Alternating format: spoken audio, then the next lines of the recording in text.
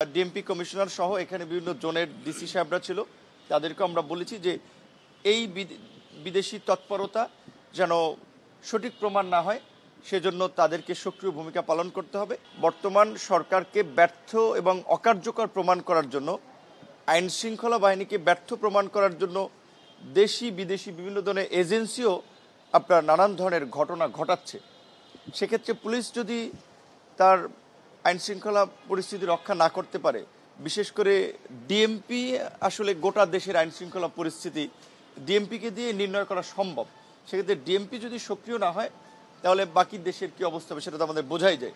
এখানে ডিবির প্রধান ছিলেন, আমরা দেখেছি যে তার তৎপরতার ফলে বেশ কিছু আপনার যারা এই বিগত ফেসিবাদের রেজিমের সাথে সক্রিয় ছিল এবং এই গণহত্যায় যারা সরাসরি মদত দিয়েছে তাদের অনেকেই গ্রেপ্তার হয়েছেন, এটা একটা ভালো লক্ষণ। এখনও আরও অনেকে কিন্তু ধরাছোঁয়ার বাইরে রয়েছে।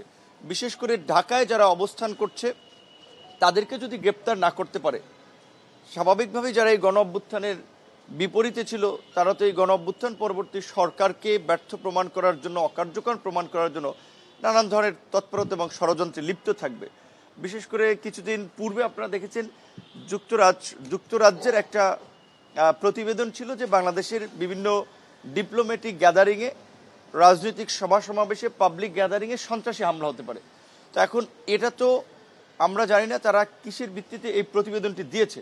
এটা কিন্তু আমাদের দেশের জন্য একটা আতঙ্কের, আমাদের দেশের ভাবমূর্তির জন্য একটা লজ্জার যে আমাদের দেশের এই পরিস্থিতি, যেটা পাকিস্তানে আমরা দেখি যে সেখানে নানান ধরনের সন্ত্রাসী হামলা ঘটে, বিভিন্ন উগ্রপন্থী গোষ্ঠীর উত্থান। তো বাংলাদেশকে তো একটা আমি মনে করি যে আন্তর্জাতিক চক্র বা গুটি কয়েক দেশ আছে যারা দেখাতে চায় যে বাংলাদেশে উগ্র ইসলামপন্থীদের উত্থান হচ্ছে, বাংলাদেশ পাকিস্তানের কাতারে যাচ্ছে।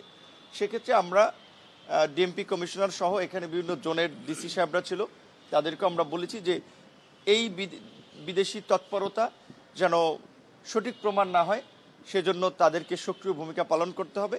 রাজনৈতিক দলগুলো এই সরকারকে সহযোগিতা করছে আইন শৃঙ্খলা পরিস্থিতি নিয়ন্ত্রণে আনতে, পুলিশকেও সহযোগিতা করতে চায়, তবে অবশ্যই রাজনৈতিক দলের পরিচয় ব্যবহার করেও এই যে বিভিন্ন জায়গায় ফুটপাত থেকে শুরু করে বাজার, মনে করেন এখানে যে দখলদারি, চাঁদাবাজি হচ্ছে, সেখানেও যেন পুলিশ ছাড় না দেয়। আমরা পরিষ্কারভাবেই বলেছি যে কারা এগুলো করছে সেগুলো আপনারা এক্সপোজ করে দেন।